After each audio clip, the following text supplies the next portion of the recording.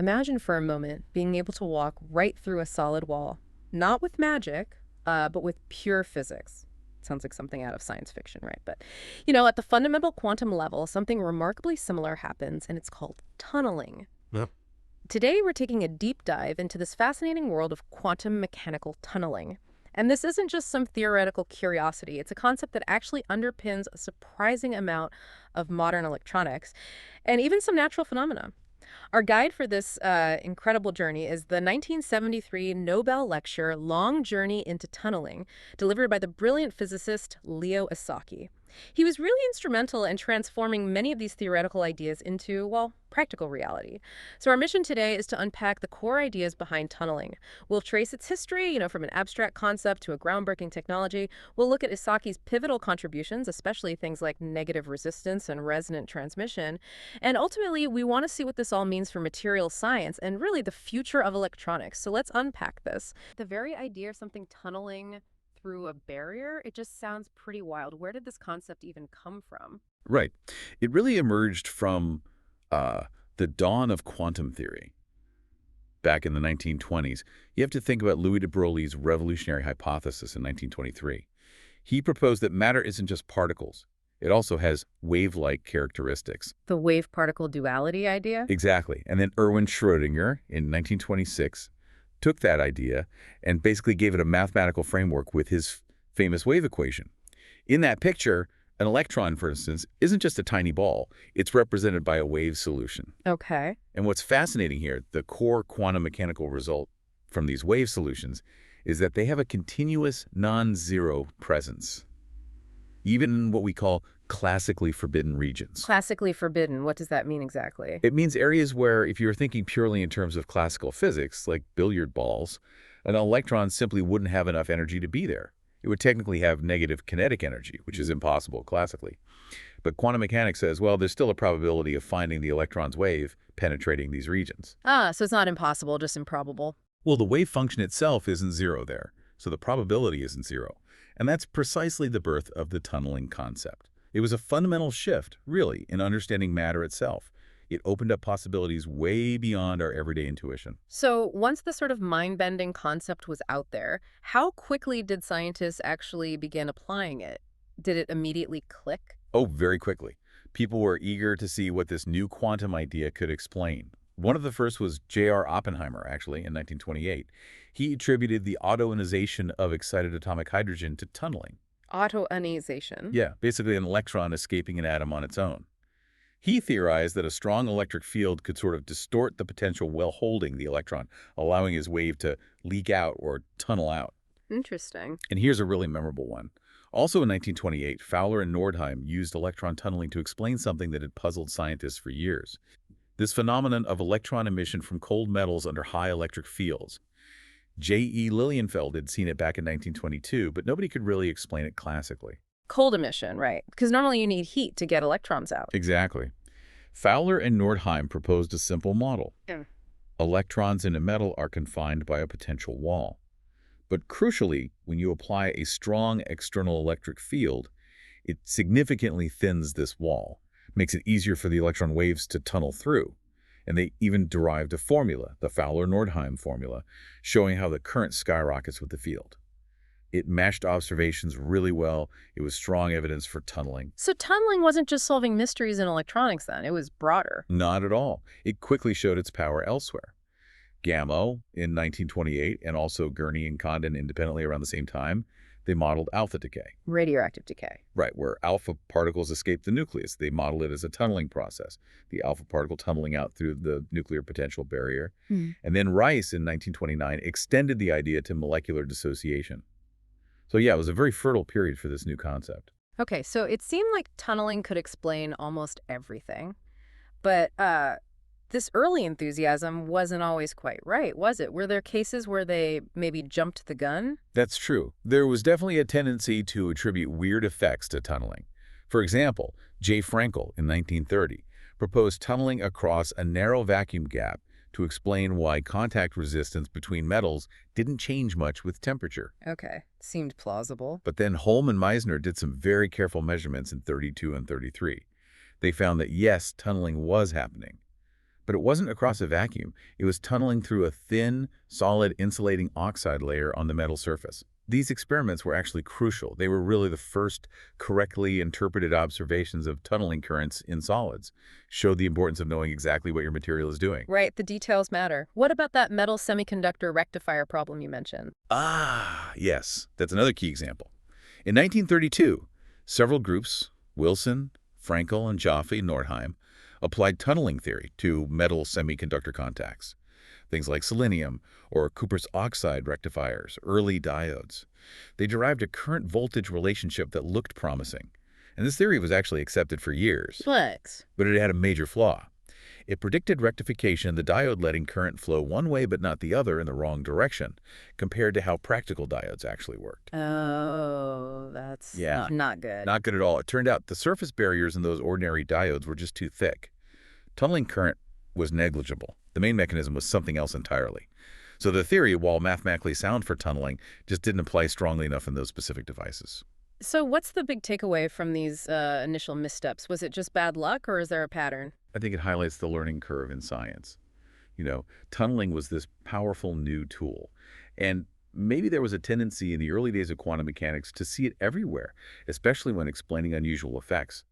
Often the material science just wasn't advanced enough yet to provide the really clean, conclusive experimental evidence needed. Yeah. You needed better control over materials. Right. And what about dielectric breakdown? Zener proposed tunneling there too, didn't he? Yes, Zener in 1934 suggested interband tunneling electrons, tunneling from the valence band to the conduction band, could explain how insulators break down under high voltage. He treated the energy gap like a potential barrier. Makes sense conceptually. Did it hold up? Well, it turns out this Zener mechanism, as it's called, was never really proved to be the main player in reality, at least for bulk breakdown, because another process called avalanche breakdown, where electrons gain enough energy to knock other electrons free, creating an avalanche usually happens first. It kicks in before the electric field gets strong enough for significant Zener tunneling in most materials. So Zener breakdown is kind of a misnomer sometimes? Often, yeah. Especially for so-called Zener diodes used for voltage regulation. They often operate via avalanche breakdown, not Zener tunneling, despite the name. It kind of stuck. So let's fast forward a bit. By around 1950, germanium PN junction technology was getting pretty good, right? Crucial for transistors. Exactly. And researchers were really digging into the details of how these junctions behaved. McAfee and his team in 1951 revisited the breakdown idea. They applied a modified Zener theory and suggested that low-voltage breakdown in germanium diodes, say around 10 volts, was due to interband tunneling. So maybe Zener was right for some cases. Potentially for very specific narrow junctions, though it's a bit nuanced. Later studies still indicated that most Giot junctions broke down by avalanche. But the idea was gaining traction. And then in 1957, Chynoweth and McKay finally claimed to observe clear tunneling signatures in low-voltage silicon junctions. The experimental evidence was getting stronger. This is where Leo Esaki himself enters the picture directly then. What pushed him to investigate, given all this complicated history? Right. In 1956, Esaki started his own investigation into interband tunneling in semiconductor diodes. His main goal wasn't just to see breakdown, but specifically to scrutinize the electronic structure of very narrow PN junctions. These narrow junctions were technologically important, but also fundamentally interesting. He wanted to understand the physics happening right at that thin interface. He found something pretty remarkable, didn't he? The tunnel diode. He did. The tunnel diode had this really unique characteristic. As you increase the bias voltage, the current initially increases, as you'd expect. But then, past a certain point, as you keep increasing the voltage, the current actually starts to decrease. Wait, the current goes down when you push more voltage? That sounds backward. Exactly. It's totally counterintuitive, classically. Yeah. This happens because the energy bands on either side of the junction shift with voltage. Past a certain voltage, the filled electron states on one side no longer line up with the empty states on the other side that they could tunnel into. The tunneling pathway effectively starts to close off. Ah, so there's nowhere for the electrons to tunnel to. Precisely. Yeah. And this phenomenon, this current decrease with increasing voltage, is called differential negative resistance. It's crucial to remember we're talking about elastic tunneling here. The electron keeps the same energy as it tunnels across. Okay, negative resistance. Why is that specific phenomenon so important? Just because it's weird. Oh, it's definitely weird, but it's also incredibly useful. Differential negative resistance is really important in solid-state electronics. It provides a way to potentially get signal amplification. Devices with negative resistance could be used in oscillators and amplifiers. And beyond the practical side, it also sheds light on the fundamental details of tunneling itself. It shows how quantum effects can lead to behaviors you just don't see in the classical world. So, how does the theory generally describe this tunneling current? Briefly, the standard theory looks at electrons as independent particles encountering a barrier. There are two key rules, conservation laws. One, the electron's total energy stays the same as it tunnels. And two, the part of its motion parallel to the barrier also has to stay the same. Only the perpendicular motion is affected by the barrier. Using these rules and the quantum mechanical probability of transmission, you can calculate the overall tunneling current. And Esaki found this negative resistance effect in other types of junctions too, right? Not just the PN tunnel diode. Yes, that's another key part of his work. He and his colleagues demonstrated a similar negative resistance in metal-oxide-semiconductor junctions, MOS junctions. Like the transistors in computer chips. Sort of the same basic structure, yeah. Metal, insulator, oxide, semiconductor. But these were specifically designed as tunnel junctions. And what's crucial is that the reason for the negative resistance in these MOS tunnel junctions was actually different from the mechanism in the PN tunnel diode. Okay, so how did that work then? For these experiments, they used some pretty unusual, almost metallic semiconductors, like tin telluride, SNT, and germanium telluride, GT. These have very high concentrations of charge carriers.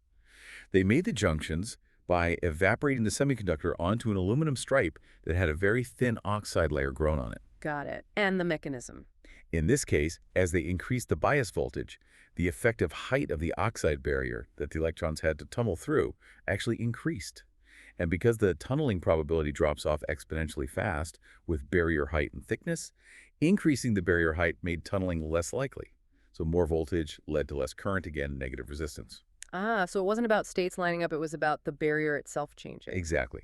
The barrier characteristics were voltage dependent in a way that reduced the tunneling probability. Then, at even higher voltages, a new tunneling path could open up, maybe tunneling into the semiconductor's conduction band, and the current would start increasing again. And interestingly, these MOS tunnel junctions also showed backward rectification, just like the tunnel diode. Okay, this is fascinating stuff. Now, you mentioned something earlier, resonant transmission. That sounds particularly intriguing. What's that about? Right, this is where things get really, really interesting, I think. Resonant transmission. It's this phenomenon where, under just the right conditions, electrons can tunnel through a barrier system with almost perfect 100% efficiency. 100%. That, Through a barrier. How is that even possible? it seems paradoxical, doesn't it? Hmm. Historically, the effect was first noticed in a different context, electrons scattering off noble gas atoms.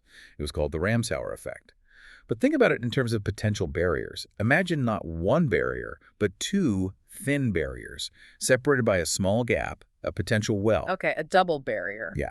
Now, inside that well between the barriers, quantum mechanics says an electron can only exist stably at certain specific discrete energy levels. Think of them like loud vibration frequencies, quasi-bound states. If an incoming electron happens to have an energy that exactly matches one of these special energy levels inside the well, Then something special happens. exactly, it can tunnel through both barriers as if they were hardly there. It resonates. Normally, getting through two barriers would be extremely unlikely. You'd multiply two small probabilities together. But at resonance, the transmission probability can shoot up to 1. Wow. Is there an analogy for that? A good one is a Fabry-Perot interferometer in optics that uses two partially reflective mirrors. Light waves bouncing between the mirrors interfere. At certain wavelengths, the reflected waves destructively interfere, canceling each other out, which allows almost all the light at that specific wavelength to pass through the whole system. Resonant transmission is the quantum wave version of that. That makes sense. So the theory is incredible, but building something like that, a double barrier just nanometers thick inside a crystal, how on earth did Esaki's team manage that? Yeah, that was a huge experimental challenge, a real feat of materials science for the time. They set out specifically to create these one-dimensional potential profiles inside perfect semiconductor crystals. They chose gallium arsenide, GaAs, as the main semiconductor, and then they inserted incredibly thin layers of a different semiconductor, gallium aluminum arsenide, gallium, or just aluminum arsenide, Las, to act as the barriers. Why those specific Good materials? question. Because galliums and Las have very similar crystal structures and atom sizes to Gas. So you could insert these thin layers without messing up the overall crystal perfection too much. Minimal disturbance. But critically, they have different electronic properties, specifically a different band gap energy, which creates the potential energy barriers for electrons right where you insert them. Clever. And how did they build it? They used a technique that was pretty cutting edge at the time, called molecular beam epitaxy, or MBE. It's done in an ultra-high vacuum chamber. You basically have beams of atoms, gallium, arsenic, aluminum, that you shoot at a heated substrate crystal. And you can control these beams very precisely, opening and closing shutters, to grow the crystal literally one atomic layer at a time. Wow. Atomic layer control. Yes, it allowed them unprecedented control over the thickness and composition of these layers, Yeah. so they could build this double barrier structure. A thin layer of Gas, the well, sandwiched between two thin layers of Las, the barriers, all embedded within the larger Gas crystal. The barriers were maybe a few nanometers thick, maybe 4 all nanometers, just incredibly small dimensions. They estimated the energy levels in the, E1 and E2 to be around 0.08 and 0.30 electron volts. Okay, so they built it. What did the experiments actually show? Did the resonance effect appear? It did. They measured the current flowing through the structure as they applied voltage, and also the conductance, which is how rapidly the current changes with voltage.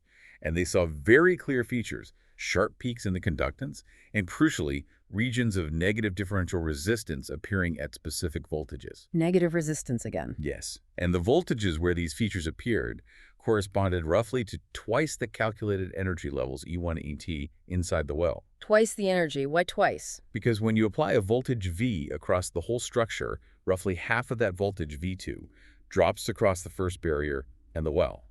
So resonance occurs when the energy of incoming electrons, determined by the Fermi level on the input side, lines up with a resonant level in the well, which happens when the applied voltage brings them into alignment. That condition, EV2 or resonant, explained the observations quite well. Got it. And this confirmed the resonant tunneling picture. It was very strong evidence. The electrons coming in from the Gas acted like normal charge carriers. But inside that ultra-thin well, their motion perpendicular to the barriers was quantized, restricted to those specific energy levels, E1 and E2, almost like 2D electrons. The current peak when the incoming electron energy lined up perfectly with E1 or E2. That was the resonance. They also did some more detailed analysis looking at electron momentum, this specular tunneling idea, which further confirmed that the electrons were indeed resonantly tunneling through those specific states in the well. Incredible. So building on that success with double barriers, what was the next logical step? Stacking more barriers. Exactly. The natural progression was to create a periodic structure, not just 2 barriers, but a whole series of barriers and wells, repeating over and over. Using the same MBE techniques, Esaki's team built what they called a man-made superlattice. It's essentially like creating an artificial crystal with a larger scale periodicity built right in. They used alternating thin layers of Danaes and Garls, or Alas, with a repeating period of maybe 10 nanometers, 100 angstroms. A synthetic crystal, basically. Pretty much. And they could verify the structure with amazing precision using techniques like Auger spectroscopy combined with ion etching, proving they had indeed built one of the highest resolution structures ever achieved in semiconductor crystals at that time. So what does this all mean for us, the listener? Okay, they built these amazing tiny structures, superlattices. What's the practical relevance? What could you do with them? Right, so what's the payoff? Well, they observed negative differential resistance in these superlattices too, arising from complex tunneling and transport effects within this periodic structure. And this is not just, scientifically interesting, though it certainly is, it's potentially very significant practically. Because theoretically, devices based on these resonant, tunneling, and superlattice structures could operate at extremely high frequencies. How high? Potentially to the terahertz range, higher than pretty much any conventional transistor or diode at the time, or even now in many cases. So think about the impact that could have. Ultra-fast computing, maybe even pushing towards quantum computing components. High-speed communications, way beyond 5G or 6G. Radars, sensors. This kind of engineered quantum behavior opens up possibilities for electronics operating at speeds that were previously unimaginable. It's really pushing the frontiers. So we've really journeyed quite a way here from the very abstract quantum idea of tunneling, this wave penetrating a barrier, Hmm. through all the early attempts, the hits and misses in applying it, to Esaki's breakthroughs with the tunnel diode, the MOS junctions, and then this truly amazing work on resonant tunneling and building these man-made superlattices. That's quite a story, isn't it? And Esaki himself, even in his Nobel lecture receiving the prize, he noted, "My journey into tunneling is still continuing." Yeah, I like that. It's a great reminder that science isn't really about finding final answers, is it? It's always an ongoing process and exploration. Right. And he finished his lecture with a really powerful metaphor, didn't he? Connecting tunneling to overcoming other kinds of He barriers. did. He was quite profound. He observed, that many high barriers exist in this world, barriers between nations, races, and creeds. Hmm. He said, "Unfortunately, some barriers are thick and strong, but I hope, with determination, we will find a way to tunnel through these barriers easily and freely to bring the world together so that everyone can share in the legacy of Alfred Nobel." That's a beautiful thought to end on. It makes you think, doesn't it? What are the barriers we face in our own lives, maybe intellectual ones, personal ones, societal ones, and how maybe with that same kind of determination Asaki talked about, that willingness to explore the seemingly impossible, we might find our own ways to, well, tunnel through.